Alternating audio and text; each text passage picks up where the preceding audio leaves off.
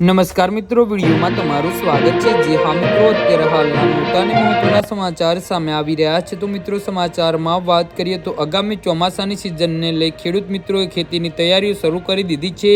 વાવણીના સમયે ખેડૂતો માટે પાયે બિયારણ, ખાતર અને જંતુનાશક દવાઓની ખરીદી કરતા હોય છે, ત્યારે આ સમયગાળાના કેટલાક ભાગુ તત્વો નકલી માલ પધરાવીને ખેડૂતો સાથે છેતરપિંડી કરતા હોય છે। આ બાબતને ગંભીરતાથી લઈ અમદાવાદ જિલ્લા ખેતીવાડી વિભાગ દ્વારા ખેડૂતોના હિતમાં એક મહત્વપૂર્ણ માર્ગદર્શિકા જાહેર કરવામાં આવી છે।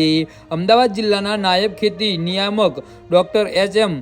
બાબરિયાએ ખેડૂતોને અપીલ કરતા જણાવ્યું છે કે ખેતી માટે જરૂરી તમામ ઇમ્પોર્ટર્સ, બિયારણ, દવા, ખાતર માત્ર અધિકૃત પરવાનો, લાયસન્સ ધરાવતી સરકારી સંસ્થાઓ, સહકારી મંડળીઓ અથવા તો માન્યતા પ્રાપ્ત ખાનગી વેપારીઓ સાથેથી ખરીદવા જોઈએ।